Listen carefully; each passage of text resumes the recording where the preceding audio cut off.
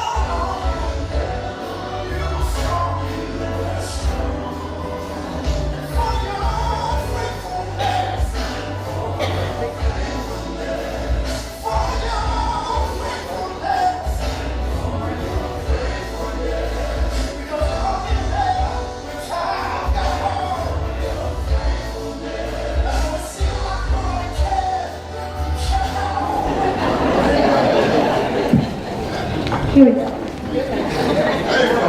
Trust in the Lord with all thine heart, and lean not unto thine own understanding. In all thy ways acknowledge him, he shall direct thy paths. Be not wise in thine own eyes, fear the Lord, and depart from evil. Thank you.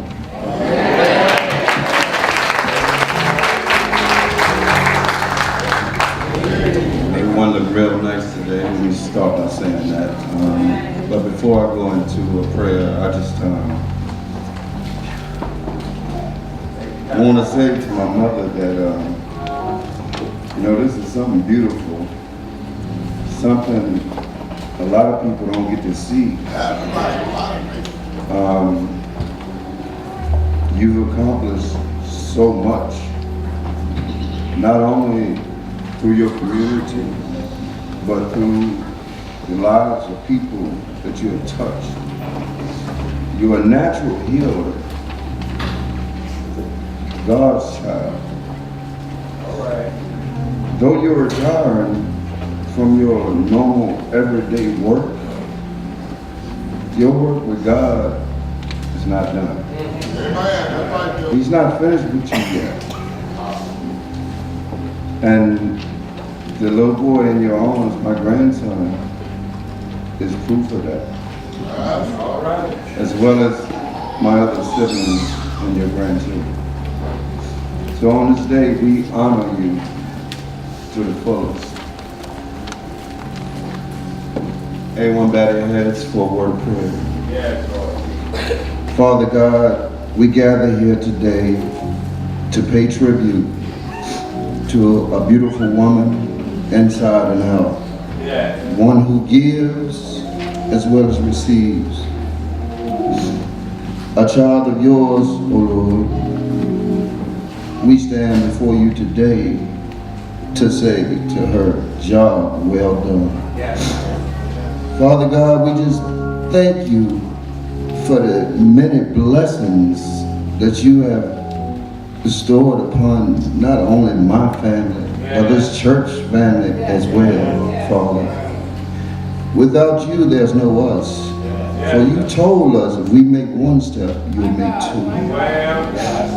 But Father God, we in our hearts always know right from wrong, but sometimes we choose to do otherwise. Father, we hope that you keep us in your arms, Father God, even though we may stray off just a little bit. Your hand is always there, reaching, grabbing. All we got to do, Father God, is just hold on. Just hold on to your everlasting hand, Father God. That's right.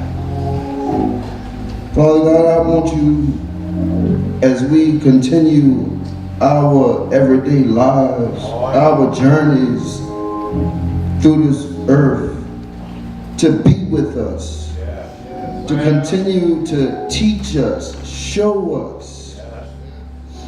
And in your name, Never would have made it. Never could have made it without you. I would have lost it all. But now I see you were there for me. Never would have made it.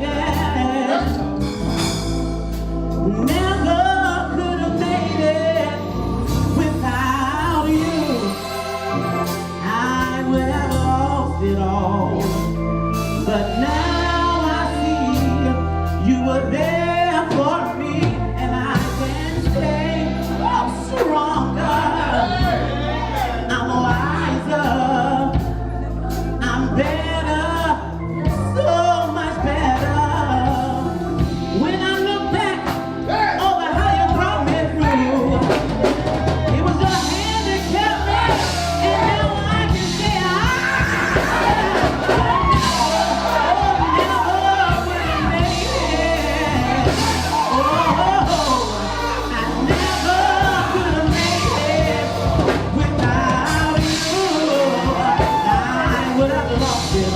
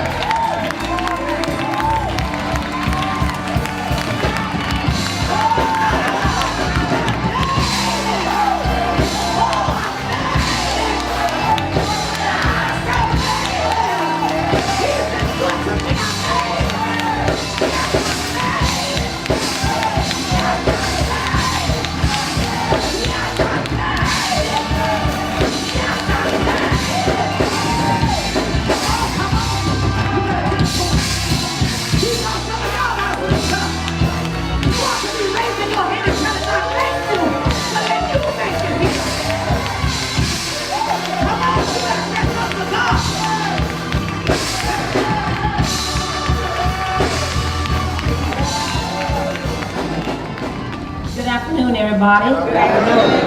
Now that's a tough act to follow. But we're not in competition here. That's right. We're all here for one purpose. To honor Deloris Suitt. My name is Carolyn Hall Richardson. And I'm a product of Judah Chapel Baptist Church, this church here. And this is how it all started. Once upon a time, there was a girl named Deloris Boxley. She went to elementary school, and she went on to high school. She went on and graduated from high school. She wanted to become a teacher. And one Sunday, just before Sunday school started, we were sitting on the left side over here just chit-chatting. Her dad was talking, and he was saying, you know, we all tobacco farmers. My father was tobacco farmer also. And he said, I really can't afford to send my daughter to school. And he said she wanted to go to school at, she wanted to go to school at, where was it? St. Paul's in Lawrenceville. She wanted to go out of town. And then that was considered out of town. We're in South Boston, St. Paul's was considered out of town. And so he said Mr. Bill Boxley said that he didn't really have the money to pay for room and board and to go back to send her to school. So I spoke up and said, Mr. Boxley, I have a suggestion. You know, I was an LPN at the time, just completed nursing school here. It was then Halifax Community Hospital when I started. And I said, she could go to school where I went to school, and I'd be glad to give you the contact information of the person to contact, and that way she can live at home and save you money. And he said, that's a good idea. And unbeknownst to me at that time, I found out years later that Lois was very upset with me. Because she wanted to leave home and see the world in Lawrenceville and be away from home, you know, down the road really. And so long story short, she did go to nursing school around 1971, and she went on to become an LPN, then RN. She taught at 2 colleges. Thus, she did fulfill her desire to teach, and she became director of nursing. And she's done so much, I can't begin to tell you all she has done, because she's moved so fast, I can't keep up with her. and I've been living in Richmond for over 40 years, and so, you know, my sister keeps me informed on some of the things she's doing, but like I said, she moves so fast, and God's moving her so fast, I couldn't keep up with her. But anyway, we are here to honor Deloris Suitt. What an accomplishment. And this is how it all begun. She wanted to become a teacher, and I opened my little mouth and made a suggestion to her dad. Her dad listened, and she's a nurse today. And we praise God, we thank God for her. Good afternoon, all. Good afternoon. Doris, congratulations. And to the Suitt family, congratulations as well. I see I have 3 to 5 minutes, and Doris and I were speaking a couple months ago, and I thought you said I had 35 minutes. So I will compress my remarks to 3 to 5 minutes. I see Miss Thomas, Patricia Thomas, is going to speak as well. Doris, aren't you glad that we're not in the choir? They sang well. It is a privilege to be here this afternoon, and an honor to have to recognize Doris. I've had the privilege of working with Doris for 32 years at Suitt Halifax Regional Hospital, and I know her well professionally, and I know her reasonably well personally as well. In fact, for 20 years I owned a little farm down the road here on 658, and she and Yvonne Carden and others kept telling me to stop by Jeter's Chapel Baptist Church. I never did, but this is the first time I've been here.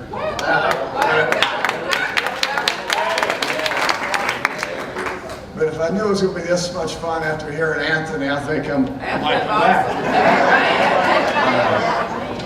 But I'm here to not just represent myself as the administrator and president of the hospital and the health system, but also our 1,200 employees, those that have come before us, those that will come after us, our medical staff and our board of directors, but most importantly, the thousands and thousands of patients and residents that Deloris Suitt has helped care for during her 46 years of service in the profession. Let's give her a round of applause.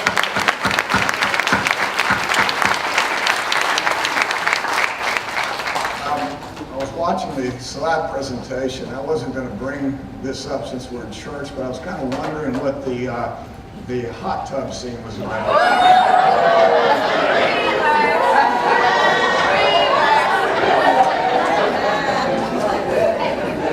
I don't recall any study sessions when I was in school.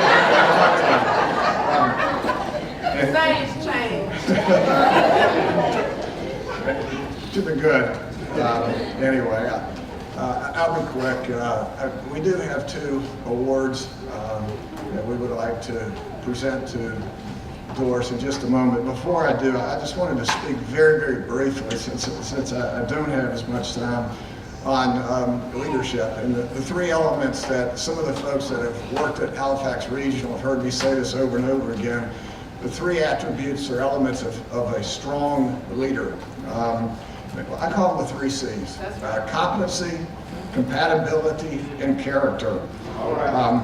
Carolyn has already mentioned the competency part. That is someone that really knows their profession well, someone that has the skill set, someone that has gone back to school, someone that has continued to train themselves over their career. The ability to do what you do really, really well. And Doris was exceptionally competent in her profession, in her competencies. She was an LPN. She went back, as noted, and became a registered nurse while she was working. Then she became certified in gerontology or geriatrics. And then she went on to do training to become a licensed nursing home administrator. Now, she did start with us in '71. By the way, Doris, I have your application here from '71. And if I did have time, I would read some of her remarks in her application.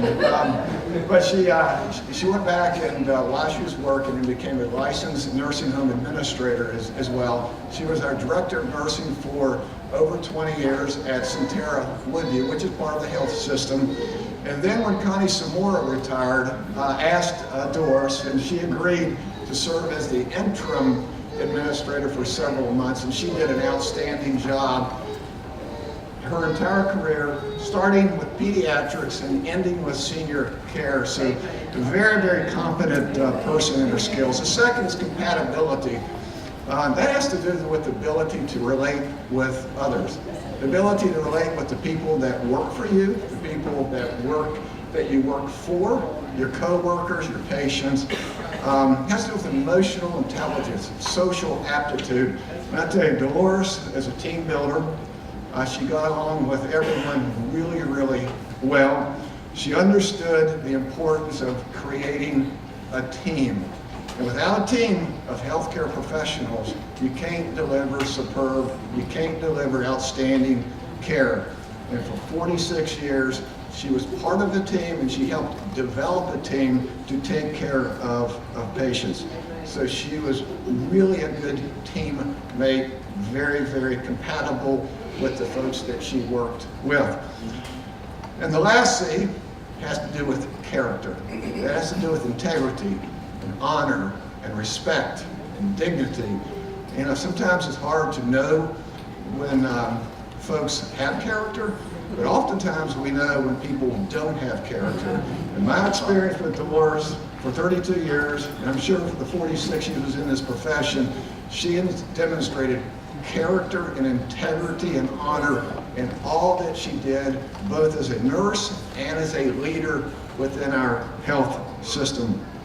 So those are the 3 C's. Competency, compatibility, and character. And Deloris has shown all 3 of those attributes of leadership during her 46 years in the profession. Having said that, some of you may know that she started with us in 19 71. But about 25 years ago, she decided to leave us for just a short while, and I reminded her when she returned to Halifax, never leave the firm again. So understanding that she was with us for a good number of years, left us for a short while, and then returned and worked with us for another 20 years. There were service award pins that we gave for every 5 years of service. But because she had that short break, she did not receive the 30 and 35 and the 40 and the 45 year service award pin. So we got together. This is the first time that we've ever done this. So the first thing I wanted to do is ask Doris to come forward, please. And on behalf of the board and the senior leadership team and all that you've worked with over the years, Doris, we want to award Doris this afternoon a 45-year service award.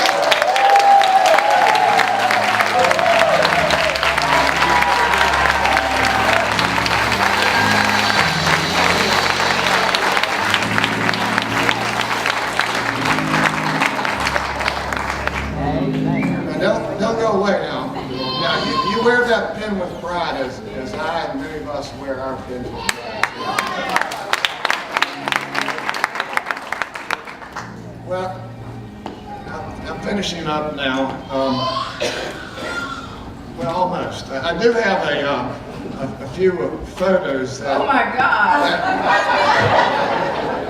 That I'm going to give to Deloris, and she can take home. If they in black and white. But she's not in the hot tub, right? Let me end by maybe on a more serious note. We also have a plaque here.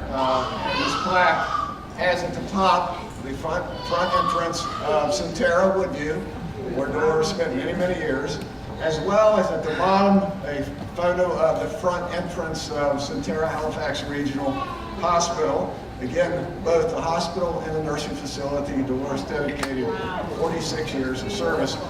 And sorry, see, this is what happens after 32 years. let me read this to you. It says, Deloris B. Suitt, registered nurse, licensed nursing home administrator, I can see it well, but they can't. Director of Nursing, Centera Woodview, in recognition of 46 years of outstanding service and commitment to Centera Halifax Regional Hospital and the nursing profession, May 20th, which is the date of her retirement, 2017. So, Doris, on behalf of your colleagues, your friends, your co-workers, congratulations on the job. Good afternoon, everyone.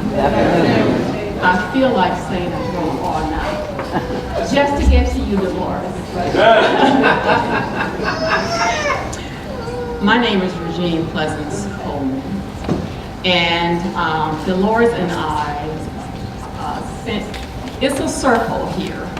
We were in school together at Halifax County, initially Marion Bethune High School. When we talk about, and when the young man sang the song, I never would have made it, let me give you a little bit of history here. Deloris and I, we were at Marion Bethune High School. In the fall, Christmas break of 1969, it was mandatory school integration in Halifax County. So when we came back, Deloris was a senior, and we were at the other high school. I was a junior, and she was a senior. So I am saying this, what I am saying now is that we never would have made it. You never would not be here where you are right now had we not had the initial step. Because there were counties around us that actually closed to schools rather than integrate to schools. There's a lost generation of 5 years in some of these counties who never got an education. But we were fortunate. In Halifax County, I guess they saw some value in us as African American students. So when we talk about what we have been through, we do have a history here because integration was not easy. It was mandatory, forced through the Supreme Court of the United States. A little bit of history for those of you young people who are not taking education seriously. Deloris is an example. I am an example. There are others here who left Halifax County, unlike Deloris, she stayed here, who got an education. It is indeed a privilege. Deloris, I love this young lady. In 1979, my ex-husband and I were between assignments. He was in the military and had not secured housing for us quite yet.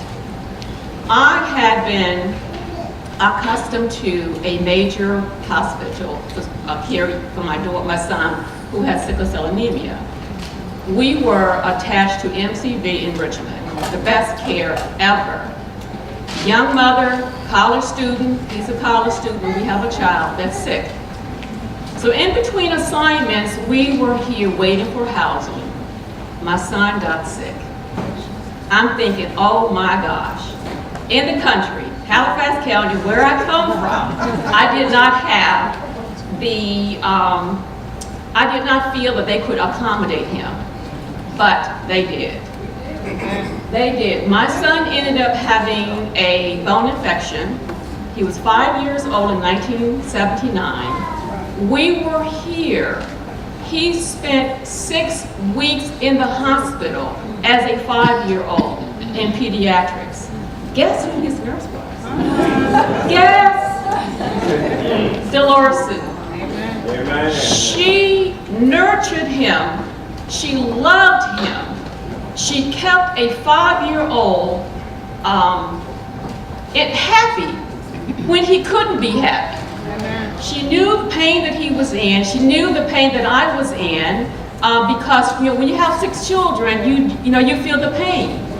And not only that she was helping him physically, but also emotionally, and helping me because once she found out that my son had a younger cousin who died from sickle cell anemia, that hits very close to home, particularly for a parent. And then when I told her that the first doctor that told me that diagnosed my son had it, he told me that my son would not live to be 5. So I always carried that. But then I had another doctor who said, knowledge is power.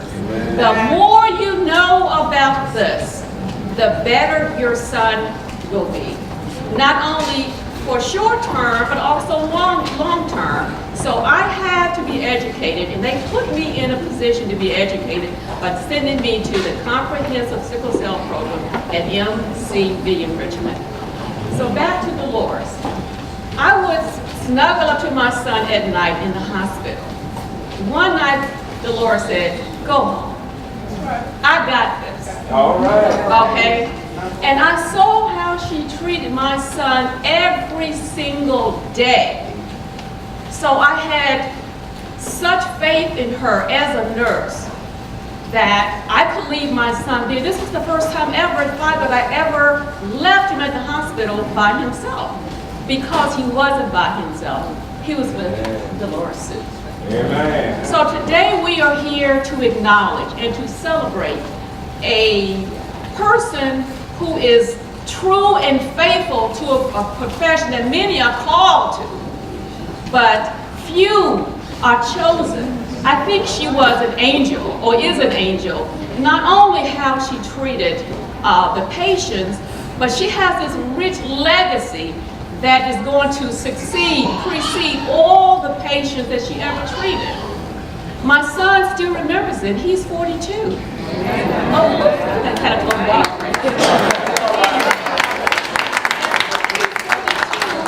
He has had health challenges, but because of what his first pediatrician told me, that it was up to me as a parent to learn everything I could about this disease, he could live a long, fruitful life. Okay? Now, he has health challenges, but he is still here. And there are so many others who have gone ahead of him. Thank you, Regina. At this time, we're going to have Kim Murray, nurse practitioner, pediatric nursing. Thank you, Bill. I have to say, to start off with, I'm extremely honored to stand up here and share with you how amazing this lady is, which most of you I'm sure already know. She's going to pinch me for this because I gotta pick on her a little bit. Most of you are going to hear how amazing she is, but I have to tell you one little secret. I work third shift, and you know, have all y'all seen those Snickers commercials when people get hangry and they turn into this whole other person? Well, when we worked really hard, we didn't get a chance to stop and eat a snack, and Suitt would get hangry. And one time I snapped a little picture. Oh my God! So for her on emergencies, or better yet for her family and friends, I have a Snickers bar. And don't worry, I have scratched out most of this because I figured out I was much over 3 to 5 minutes. 26 years ago, Deloris Suitt trained me. I was a brand new RN graduate, got a job on the pediatric floor. I was young, naive, and extremely ignorant as a nurse. Fresh graduates may think they're not, but they really are. She thought she knew it all. Yes, I did. But soon to realize, you know, comparing myself to a well-seasoned nurse's Suitt, that I wasn't really prepared for that. But she taught me a lot. She was the type of nurse that knew what the patient and the doctor needed before they even asked. We called her Suitt, and most of you probably figured that out. We didn't call her Deloris. She taught me how to work hard and steady and give 100%. But what I feel was one of the most important lessons that I learned from her was to serve with my heart. Suitt is one of the most loving, kind-hearted nurses I have ever met in my entire life. She taught me to treat patients and their family how I would want my own family to be treated. Amen. One of my most vivid memories in pediatrics, we were working third shift pretty consistently together, and we had an adult patient in pediatrics. We would get the overflow patients from the floors when they would fill up, and we didn't have many. And we had an adult patient that was blind that stayed there for quite a long time. She was very sick. And she couldn't sleep at night. So Suitt would say, well, why don't we go ahead and give you a nice warm bed bath and get some clean sheets, and maybe that'll help you rest better. So we would go in there together and bathe her, and Suitt would hum hymns. She would hum Amazing Grace. And after a couple of days, the lady asked, well, sing the song. So Suitt and I sang Amazing Grace to this lady night after night.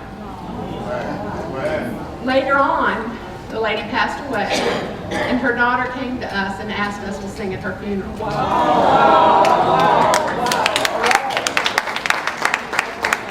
So Suitt and I sang Amazing Grace at this lady's funeral in Brookneal, and it is one of the most precious memories I have with her, and I will never forget it. Amen.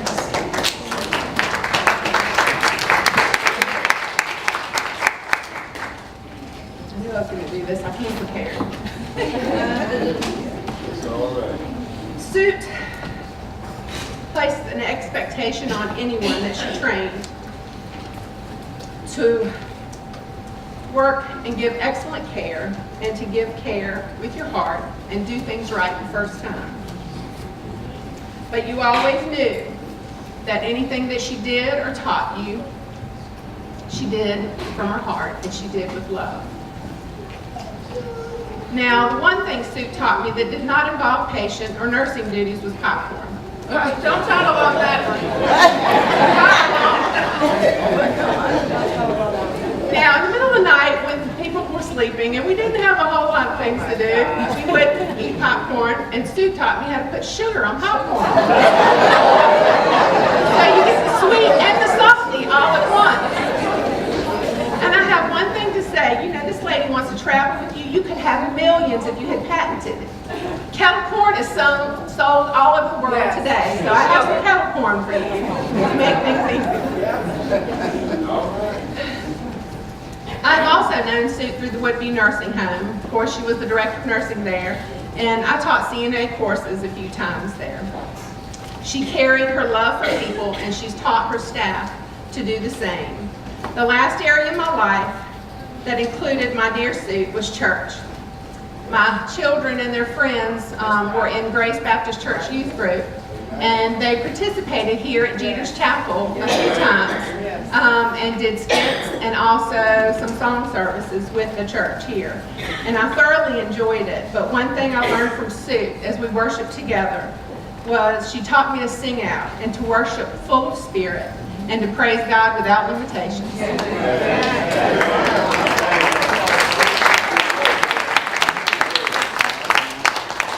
I'm honored to stand here before you and tell you about the legendary Suitt and that she trained me.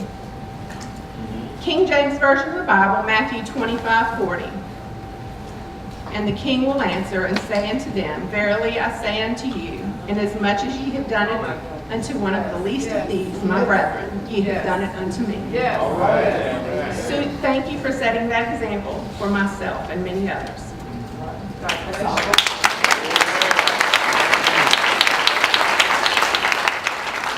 That was amazing. At this time, we're going to ask Dr. Paul Buckman, Medical Director of Centura Woodview. Can you come forward this time? Yeah, those have been quite a few good speakers there. But I'm a person of very few words, so I'm not going to take 1/3 the time of Chris. Don't have too many jokes either. But I've known Miss Suitt since I came here in 1985. She was in pediatrics. And then moved over to Woodview, and we've been at Woodview with each other ever since. Moved her way up to Director of Nursing, and finally finished up as administrator, acting administrator. But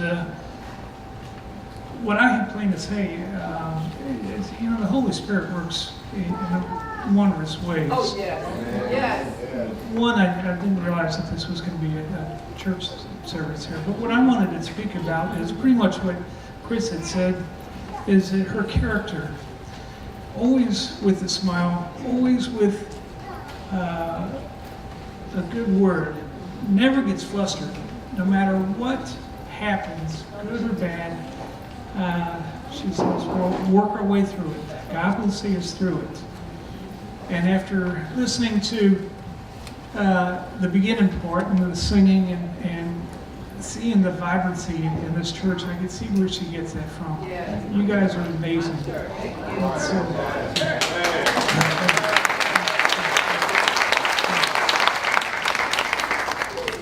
But that's basically what I saw in Deloris through all these years.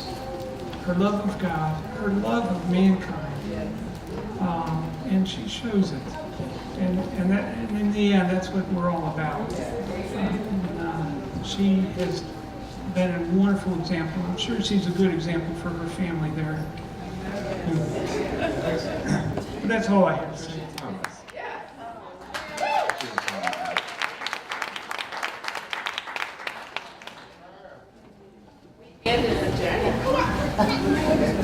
Our journey has just begun. Oh my God. Again, good afternoon to everyone here. The good news is that when Deloris called me several weeks back, she also encouraged 5 minutes, Patricia, 5 minutes. But trust me, I'm down to 2 because everything has been said.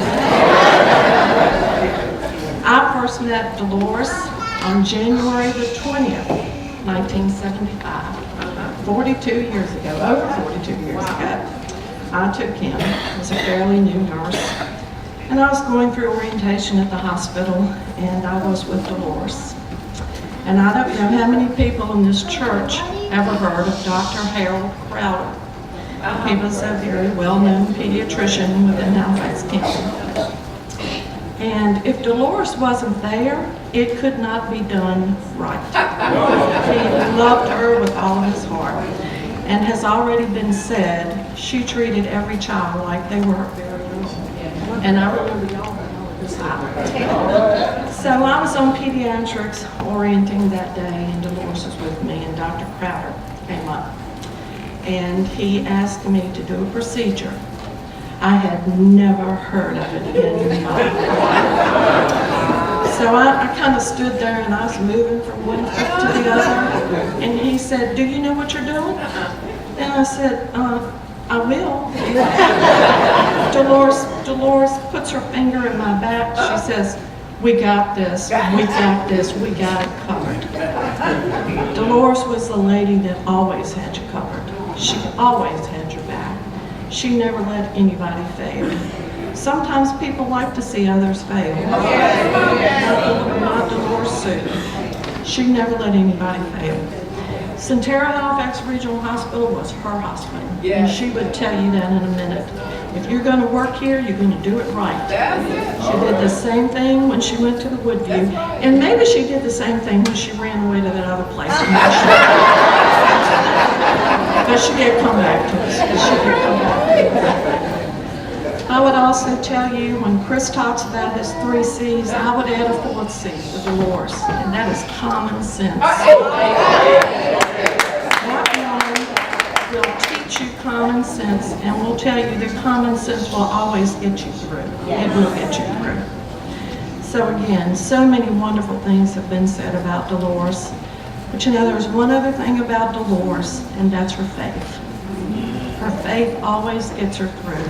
And I don't care what situation you're in, if you've ever heard this woman return grace, if you've ever heard her say a prayer, you know that everything is covered. And it goes way beyond the ceiling, folks, way beyond. She is a wonderful, wonderful, wonderful person, a wonderful friend. And as the sign said, we made it, but the journey has just begun. We got to talk. That's right. We got to talk. I love you, Deloris, and thank you so much for everything that you have done for so many patients, young and old, and all of us here today. I have another selection by Brother Anthony Hope. But I just got another new song I'm saying, not none. So y'all gotta pray for me.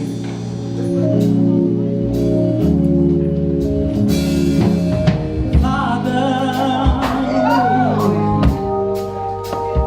help your children. And don't let them fall by the side of the road. And teach them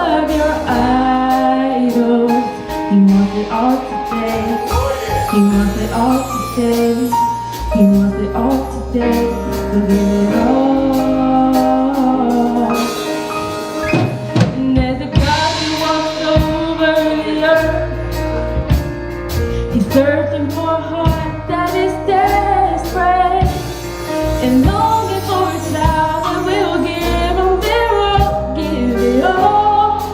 He wants it all, and he said, love me with your whole heart. He wants it all today. Serve me with your life now. He wants it all today. Bow down, let go of your idols. He wants it all today. He wants it all today. He wants it all today. So give it all.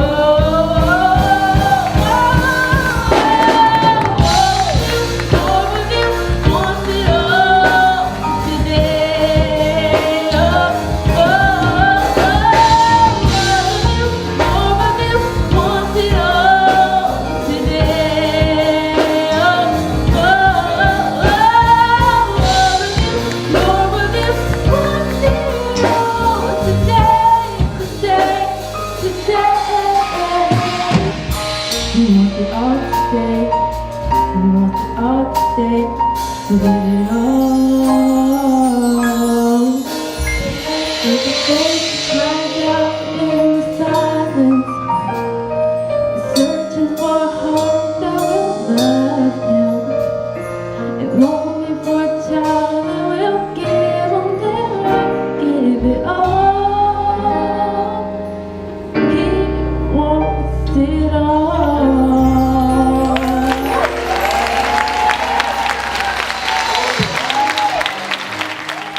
I don't like to speak out in public, but I want to say on behalf of our nurse managers, Angie, and myself, Penny, Randy, we want to say thank you. Amen. Me and Miss Suitt and all of us, we get together, and we have had so many conversations about so many things. Yes. And for a long time, I think we all feel like we have a void, but we feeling it little by little. But you enjoy your retirement. Good afternoon. Well, I'm so proud of you. Now, I call her Lois. We also are kin, we grew up together, but I always refer to her as Lois. So Lois, I'm so proud of you. We've gone through, so we came up in elementary school together, even though this girl was smart in the 3rd grade. I mean, she could ace up, we could have a test, we struggling, and she's finished. And I'm trying to touch on the back, Lois, what that answer? And she'd tell me, she would try to tell me, but I'd get it all confused, and I'd put it in the wrong spot, and she would have 100, and I did good to get her 80. So anyway, we go back a long ways. We kind of got disconnected as we got older, but you know, we go back and reflect, Lois, and we're gonna change. I'm gonna tell them some funny stuff about us too. But anyway, it goes to show, Lois, that God has a purpose and a plan for our life, even in our beginning. He already know our path, even in the beginning. Because we go back, Lois, and only you're gonna know what I'm talking about, but I gotta bring it up. We go back to things when we were teenagers and things that God kept us from. Amen. Things that God kept us from because He protected us. Because He knew this day, He knew the plan and the purpose that He had for our lives. So I stand here today honoring her because she's always been a good friend. She's always, as the remarks have gone before me, she's always been there to be and help and do whatever she could do in any situation. But even in our teenage years, you know, she did a lot for me, and you know, we were there even, you know, still into the store at Old Mill. I mean, we done so many things together. Running down dirt roads at night because we was, you know, we got to run, you know, but it was all good. We didn't do nothing really bad, but I just want to reflect the funny things, really, that God spared us from. Amen. And there was a particular time I want to bring it into a medical career. All of us as family, like we're related, all of us at Jesus Chapel, most of us are kin. And when some situations would go on, we always would call Lois because we know she would know the answer. And my youngest son, which is 32 years old now, when he was about 13 years old, he had a touch of appendicitis. Well, I didn't know. I kept taking him over to the emergency room, and the doctor sent him back home and said that it was just a stomach virus. But I saw my son getting sicker and sicker as the time went on through that weekend. So I picked up the phone and I called Lois, and I said, Lois, I said, Chauncey is having pains in his left side. I said, I've taken him to the emergency room and they've sent him back home. She said, go in his room and take your hand and press. So if he can't stand for you to press, this is appendix, and get him to the hospital immediately. So by the time I got him back, that's what it was, and the doctors barely got the appendix clear before they, is the right word, erupted. So she's been there for all of us, and I just want to stand here and say I love you, even though we don't get together like we used to. Our life is going in different paths. But we've gone through a lot of things. Our children came up together, so I'm just happy today and proud to be a part of it. My cousin and I are here to represent all of our cousins. So if you would stand, if you're in the building, some of them are ushering and some are sitting in the audience. I told him,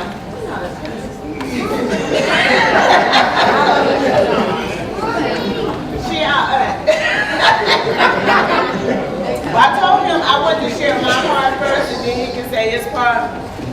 Actually, Lois have always been my inspiration.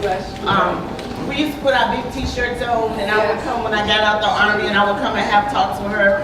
And we would talk about the Lord and talk about relationships and stuff like that. Yes, always. She had 3 boys, I had 3 boys. And I became a nurse. Never thought in my entire life that I would be a nurse, but she was one of the people in our family to inspire me to do that. And I don't know if I'll make it 47 years, but I just appreciate, you always being there and inspiring me and being an inspiration for us all. I think you inspired some more into the medical field as well. I don't see them out there, but I'm here to represent the nurses, the CNAs, the med techs, and all of your nieces that followed in your footsteps. And then this big guy right here is going to say something on behalf of all these folks coming down the aisle. Put that on me.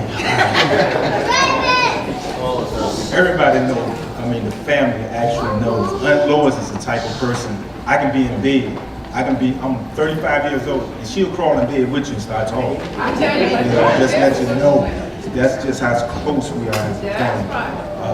The thing that I take away from it is, I just had a grandchild in March, and he had some issues. Called Aunt Lois. As I was explaining the issues, she said the medication that he's on, I didn't even say anything to her. She pronounced it, I couldn't pronounce it, but that let me know, like, man, I can't believe this lady, she knew what was going on. I'm looking at the prescription going, what did you say? He had seizures, and she just named it out right there. I said, oh man, all these years I've been missing out on that. I should have been calling you every day. Call us, we're very proud of you. Very proud of you. We love you. You always show us love. And this is your day. Well, first, giving all honors to my Lord and Savior Jesus Christ, and I thank Him for what He is in my life, and I thank Him for my life crossing with Deloris. I've been nursing for 42 years, and I hadn't got to that point yet. It's coming, it's coming. But I thank the Lord for the family relationship that we had on PM shift or third shift at Centera now, at Halifax Regional, Centera Halifax Regional. And it was a family. And I guarantee if you look back at my record now, you probably see every kind of comment that I ever put in my record during evaluation time. That's what you need to have in a work relationship, in a family. And that's what you have, and that's what I encourage. And that's what I got with Deloris. You know, she worked in pediatrics. I was up on 3rd floor. But it was a family relationship. If I needed something, if I had to consult, if I need encouragement, Deloris was down there, you know, or whoever throughout the hospital. So I thank you for your relationship, for your help during our time at the hospital. And thank you so much. And thank God for putting you in all of our lives. First, I want to say congratulations. I'm going to miss you. It's just been a journey. When Miss Suitt first started working at Woodview, you know how the rumor mill goes. Everybody said that was my aunt because I'm an age-locked boxer. Which is not true. She's not my aunt, but you would have thought she was because every time I turned around, I was up in the office getting in trouble for something. I got to the point one time I went and asked her, "Are you my aunt?" I think she was just trying to prove a point that, you know, whether you're in the family or not, you're not getting away with anything. And she was just making me who I am today. If I had a question about work, faith, whatever, I could come to her. And I just, faith, and I love her. She purposely didn't put me on a program because she didn't want me to say anything. I had the pleasure of working with her for 16 years, and it was like a God-given gift for me to share time with her. When I came to Woodview, I came as, I really don't know what my title was, but I was in the little business office across the hall, which was adjacent with a door from my office to hers, and it was like I was her beck and call. Well, after being there about 6 months, I moved into the administrative assistant position, and I was working for Connie and Miss Boger. And Deloris told me in no uncertain terms, well, you can go across the hall if you want to, but I know where you're going to be. Anytime the phone rang and I saw that extension, I thought, Lord, what does she want now? I had the unique experience of eating lunch with her a lot of days. And there's another C word that nobody has said anything about, but I'm gonna call her a clodhopper. Because she was raised in tobacco and on the farm like I was. And we learned a work ethic like no other. That's right, work ethic. And I thank God today for the opportunity to raise my 4 kids with working on the farm, because unless you worked on the farm, you don't know what hard work is. And we've shared a lot of tales and stories, and we've cried, and we've done a whole lot. But one thing that stands out about Miss Suitt, she's got so many families, and she loves each one of them equally. But the most important part of Deloris is who her father is. Because she has a real biological family that she just dearly loves. And for all of you that are invited to this family reunion every year, I've done everything but invited myself, and I still ain't got it. She loves her biological family. She loves her church family. Oh, Lord, she talks about Jeter Chapel. Anybody that knows Deloris Suitt, if they don't know where she goes to church, they don't know Deloris Suitt. She had her hospital family. She had her Woodview family. And all the workers in Woodview, no matter what department you're in, you're going to answer to her one way, shape, form, or fashion. And you needed to do it the right way. She has a very loving heart, and she cares about people. And we were sitting there one day at lunch, and we got to talking about her being in pediatrics. And when our oldest daughter was about probably 18 months to 2 years, she had a lot of problems with kidney infections, and she got put in the hospital. And there was this lady, and she kept trying to get the IV started on her and started on her. And finally, they said, we're gonna go get it. And to this day, I did not know what the name was, but it was a black girl. And it wasn't many of those that worked up there. And so to this day, and my husband will tell you, He told that girl, he said, you're not gonna touch her another time. You go get somebody who can do it. This black girl walked in and she hit it the first time. And she took care of Christy just like she was her own in that hospital. And I know without a doubt, that's that black girl.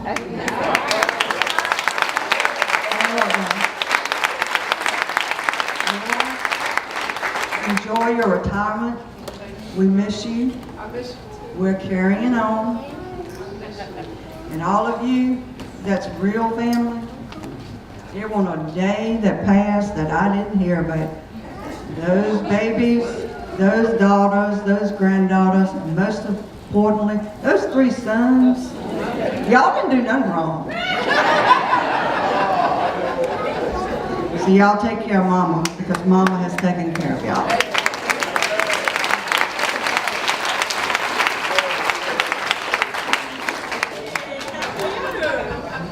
Not much left for me to say, is there?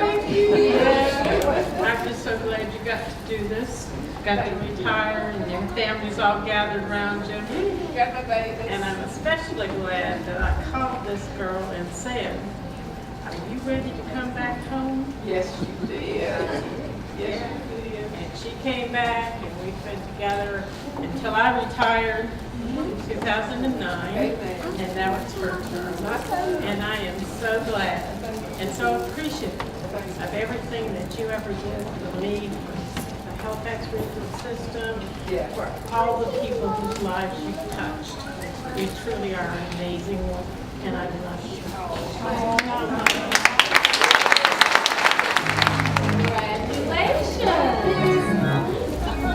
For those of you who don't know, Lois is my cousin, but that's right. I'm Laura Suitt, and this is Annie Terry.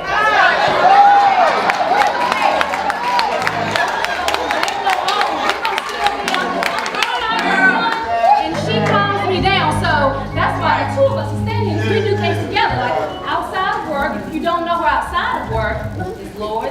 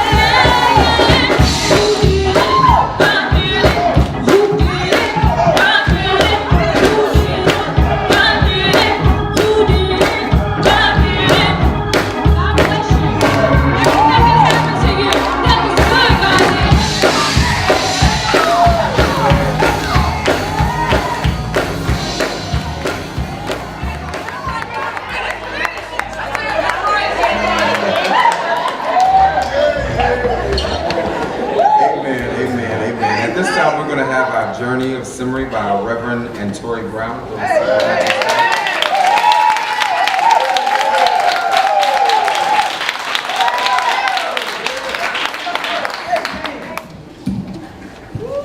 Amen. We give honor to God. We again thank Him for another opportunity to come. Amen. To each and every individual in their place today. God bless you. Sister Suitt, you've been a great friend. I don't want to get into the logistics of it all, but you've been a great friend. And this message today is for no other person than you. Amen. So let me turn this around just a little. Amen. Because I'm going to preach directly to Amen, Sister Suitt on today. Amen. Bear with me as I read the book of Judges, chapter 4, beginning with the first verse. And the children of Israel again did evil in the sight of the Lord when Ehud was dead.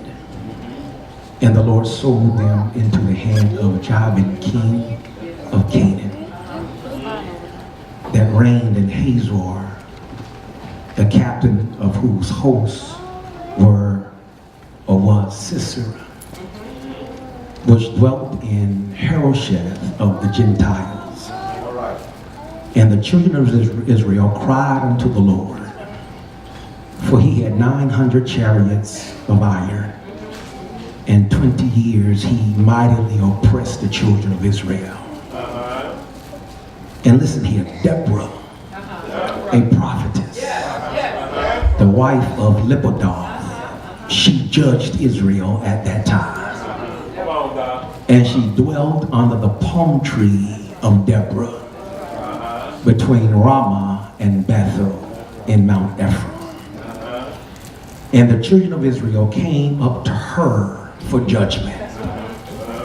And she sent and called Barak, the son of Abinoam, out of Kadesh Naphtali, and said unto him, hath not the Lord God commanded you, saying, go and draw toward Mount Tabor, and take with thee 10,000 men of the children of Naphtali and the children of Zebulun, and I will draw unto thee to the river Kishon Sisera, the captain of Jabin's army, with his chariots and his multitude, and I will deliver him into thine hand.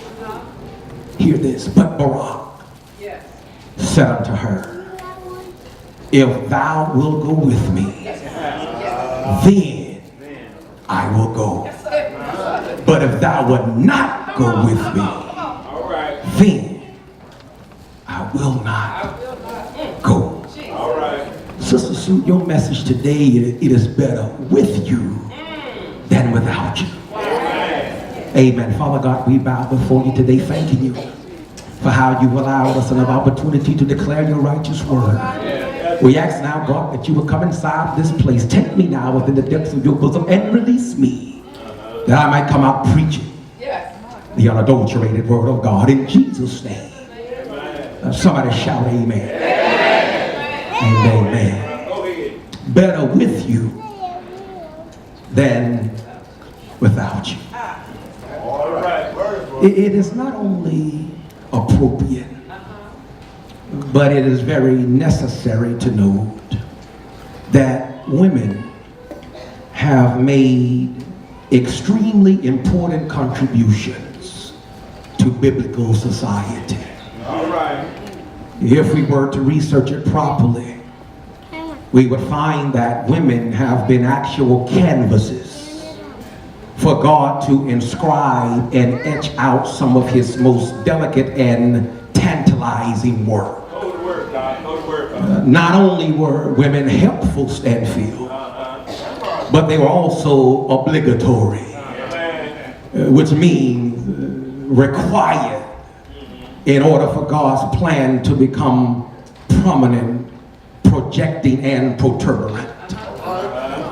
There were and still are many myths and folklores and allegories from 1 Corinthians 14 verses 34 and 35, where Paul stated that women ought to keep silent in church. An untrained and untutored mind would believe that since Paul suggested this, that women were not worthwhile, that they were not valuable to the vivaciousness of the church, that they were not beneficial to the bounty of the house of God, that they were not convenient to the covenant of the celestial setting of God's house, that they were not handy, helpful, and advantageous in the sacred place called sanctuary. And it would only take an ignorant mind to believe that women were not a useful thread in the total garment of God's greatness. And just to add a footnote here, I do not know personally what the church would be like if women were to keep silent. Do I have a witness here? Amen. I mean, if you really, where would the worship be if women were to keep silent? Where would the praise be if women were to keep silent? I mean, if you really want the house of God to become electrified with the Holy Ghost, you get a bunch of God-fearing women together and they will begin to praise God in the house and shake up the place. I don't know for sure, but I believe that this is one reason James Brown said that this is a man's world, but it will be nothing without a woman or a girl. And so as we highlight Deloris Suitt today, I cannot help but to compare her to a Deborah. Deborah at this time was a judge in Israel. And that means, in case you did not know, that God placed her in this position so that people would have to come to her to resolve complicated matters. Amen. She was possessed with an insight and a perspective beyond recognition, I come to tell you. Amen. Not only was she above the average woman, but she was also above the average man. For it was unheard of in the Bible days to have a woman in charge. I mean, with so many men lingering around. And if I had time to preach, I would preach right there for about 5 minutes, because Sister Sue, you served on so many boards and you served throughout so many organizations and you served here and you served there, and at one time I thought it was just you. Yes, I thought you just wanted to be seen, but when I come to know who you were and understand who you are, I comprehended in my finite mind that it was not simply you, but what you brought to the table that put you above most people. Praise God. Some people hold certain positions because they like the title. But you need to know that it is easy to sound educated. It is easy to look dignified. It is easy to like it, to fake it, to make it, or to do whatever you want to do just to get the position. But when you have the credentials and a passion for what you do, praise God, it is here that is better with you than without you. Now, Deborah had a sensitiveness which made her aware of the many movements of God. And she was so good, Jesus Chapel, that they named a palm tree after her.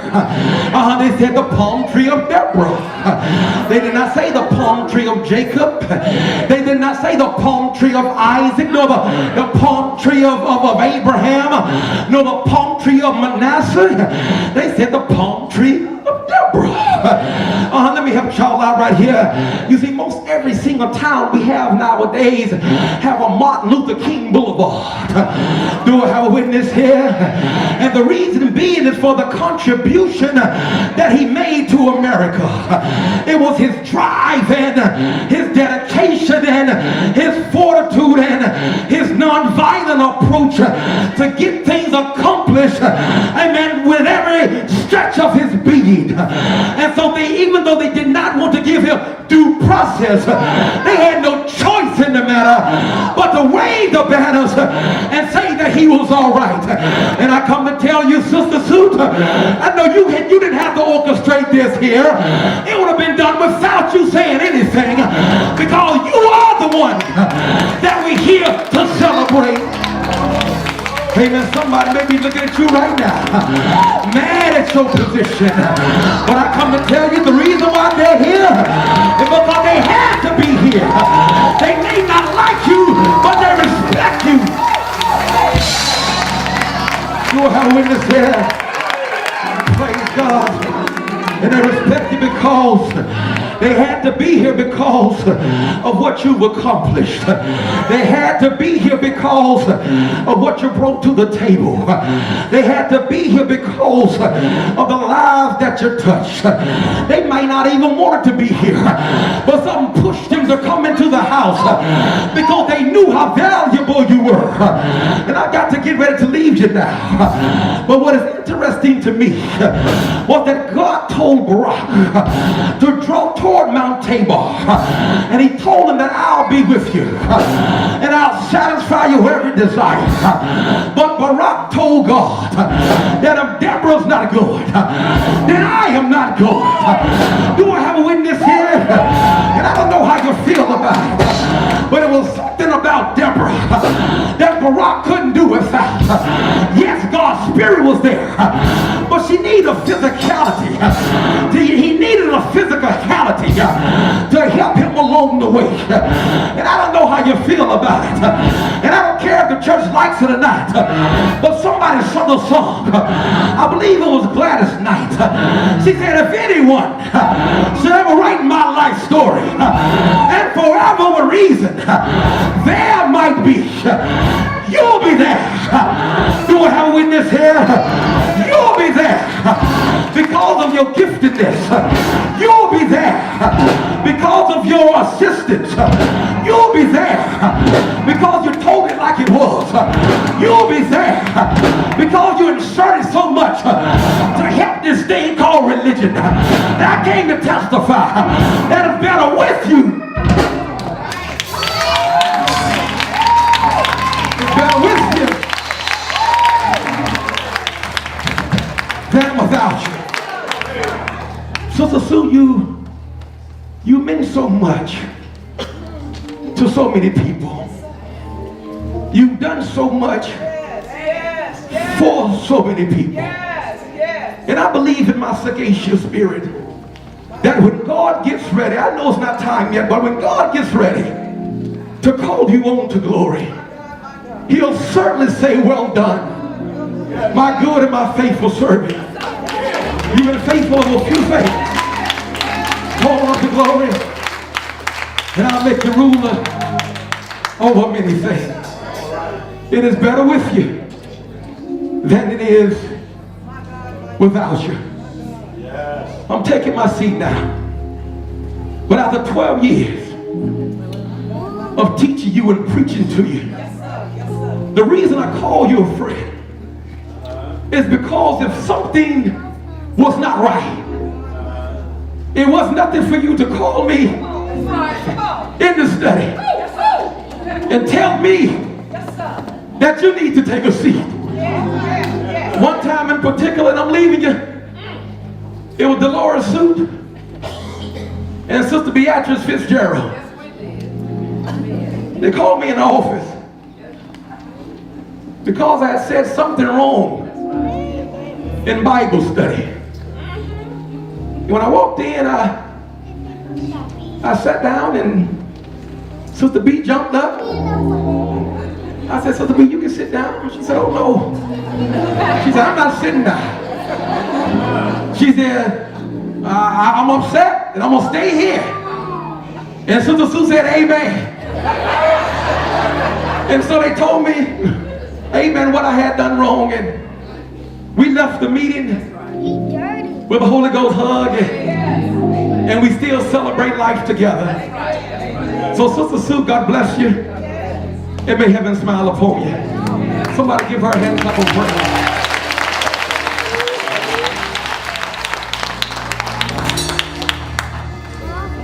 Please be seated.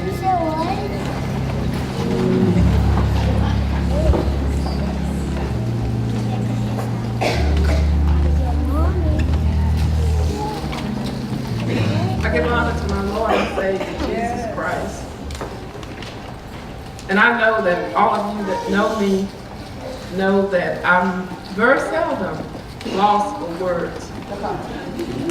But Ecclesiastes says there's a time and a purpose for everything under the sun. And today is my time. I'm really lost for words. That's all right. Because there's been so much that was said. And as I roll back the curtains of memory, and I look back, and I look back at my church family, I look back at my little family, that's my little family. And they sweet, I love them so much. There they are. That's all I got. They mean the world to me. And looking back on my journey, my kids sacrificed a lot. My kids sacrificed a lot. My studying, my long hours of work, my dedication and my passion for what God called me to do, it took time, many times, away from my children. But God knew what was best for me and my children. And we never questioned God. As I write my life story, and as you write your life story, we don't question God. We trust and we obey. My great-grandson, he read the scripture, trust in the Lord with all thine heart, and lean not unto your own understanding. In all thy ways, not just 1, 2, 3, 4, but in all thy ways, acknowledge him, and he shall direct your path. And my sisters and my brothers, I just feel like this journey that I've chosen, that it was directed, because I pray daily and I ask God to order my footsteps. And then at nighttime, when I lay my head on my pillow, because we don't know when we're going to wake up, I say, Lord, please, Lord, I don't know. I may have said something wrong. I may have done something wrong. Lord, please forgive me. Forgive me. This might be the last time I lay my head on this pillow. And I want things to be right. And I am just so grateful for my church family. And I roll back the curtains of memory all the way back to my mother and my father. My mother and my father, neither one of them finished high school. They barely made it out of elementary school. But they instilled in my family, my sisters, and my one brother sitting over there in the corner. Stand up, bro.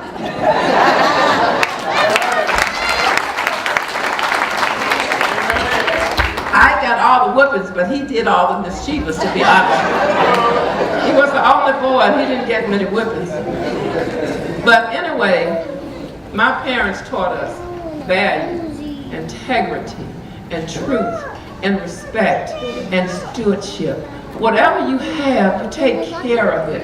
If it's a penny, keep the penny, pick the penny up, save it, because a penny could add up to $1 million. It all started with 1 penny.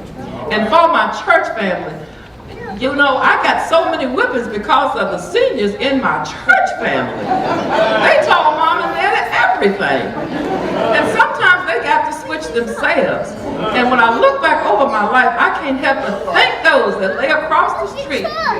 They sleeping there. Their work is done. But I have to give them credit. I have to give them credit, and we need to tell people things before they're across the street and in the graveyard.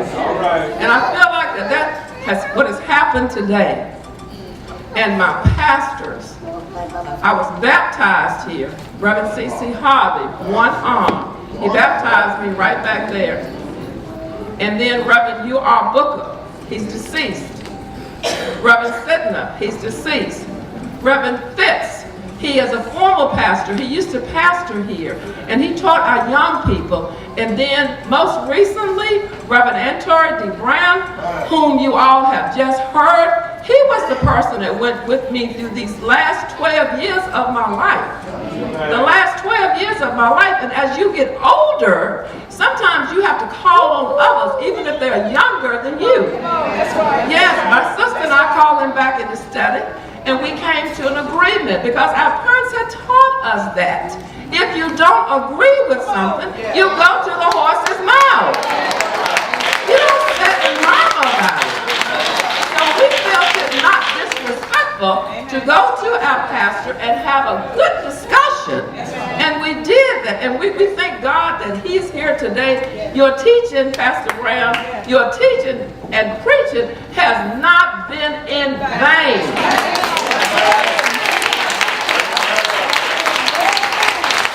And we know, our members and our friends, we know that he's no longer our pastor, but look back and think about your growth and the things that he instilled into you.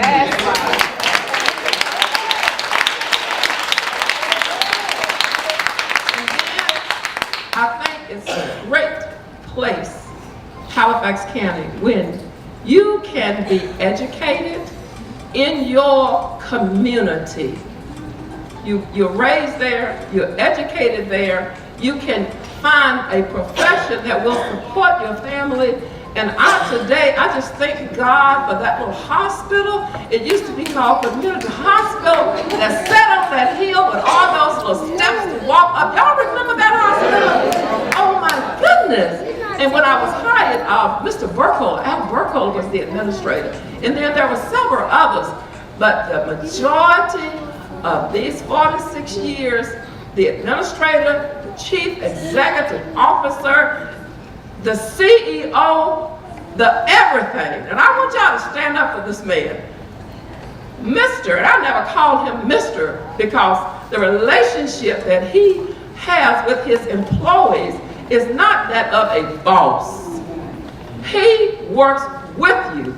He gets to know, I don't know how he does it, but he gets to know your family.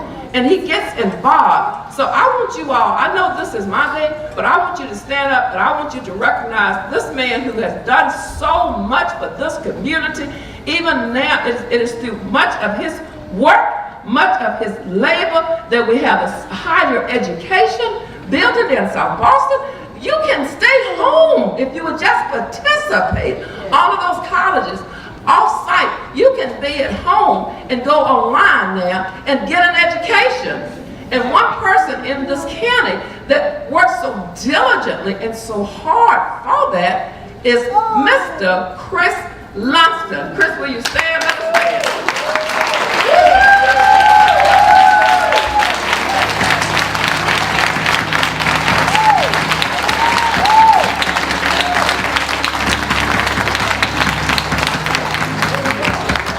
You know, when I was allowed to become a member of executive staff, I made a comment, I forgot what the subject matter was, but we were kind of critiquing and analyzing our leadership skills.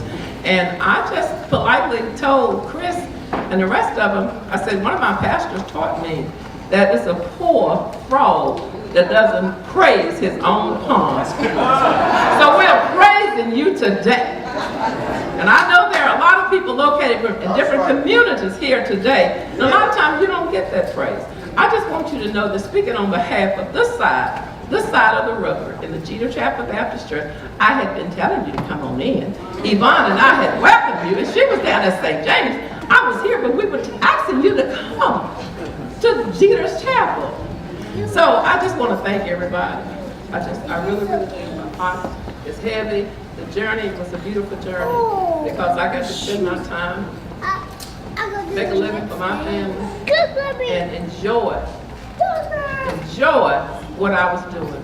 My passion, my commitment to nursing, and lastly, nursing administration. I have thoroughly enjoyed it. And again, I want to thank everybody. I want to thank my nieces, my nephews, all of Jesus Chapel, all of those that got up and spoke and made remarks. Thank you for it. And I know it's getting late. It's 10 minutes after 5, but we have fine dining downstairs that was catered or is being catered by Ernie Restaurant.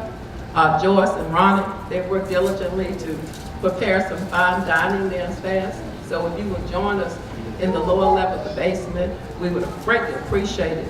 And we're getting ready to close and have our benediction. And as Pastor Jack Stewart, did he make it? Pastor Stewart is not in. He had told me he may not be able to make it. So I'm going to ask my brother, chairperson of the Deacon Board of this fine church, Jeter Chapel Baptist Church, if he would come now and do the benediction and bless our food. Thank you. Amen. Let the church say amen. Amen. Give an honor to my sister, my Lord Jesus Christ. I listen to what everybody said about my sister, everything everybody said to her. I got one thing to say to you, Lord. You know, long as the blood runs warm in your body, you haven't retired yet. You know, I saw the box on there. Somebody asked, where you put the envelopes in there here for the boxes and the gifts? So I didn't put nothing in there because I got something else in mind. She said she wanted to go fishing. You know what I'm saying, Will? She said she wanted to go fishing. So, you know, I ain't retired yet. I'm a little bit behind her. But bless God, she ain't really retired yet. So we gonna get some hooks and go fishing. I got something for us stand here. Amen. Let us stand, if you will. Dear Lord, we come to the close of another beautiful day, dear Heavenly Father. We thank you, Lord, for carrying us all through this day, dear Heavenly Father. Once again, Lord, we thank you for the traveling mercy that you've given each and every one. Lead them on down to Jesus Chapel one more time, Lord. And we celebrated you along with my sister, dear Heavenly Father. Now, Lord, we come to bless the food. We ask you, Lord, that you touch this food, dear Heavenly Father. Bless those that fix the food, Lord, and we pray that no one go home dissatisfied. Lord, we just ask you to bless this food now that those got sugar in our blood, Lord. You bypass it on them this time, dear Heavenly Father. They might feast according to the way they want to feast. We ask for all this now. In the name of Jesus, I do pray.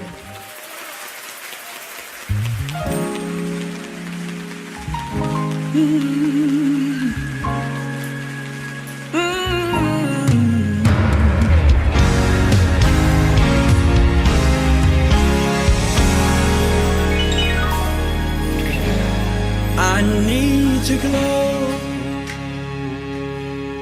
I want your glow.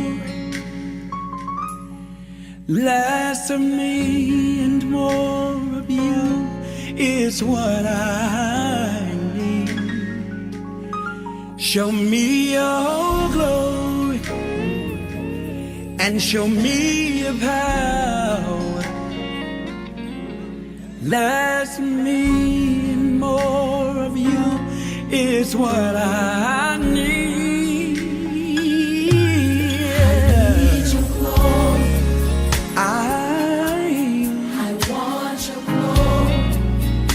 Less of me, and more of you is what I need. Show me your glory. Show me your power. Less of me and more of you. And more of you what I need. So many rejecting the love in your warm embrace, but I realize I need you more and more each day. I need your glory. Oh, I need you. I want your glory. And I want your glory. Less of me and more of you is what I need. Yeah, show me. Show me your power. Show me your power. Do it for me. Less of me. More of you is what I need.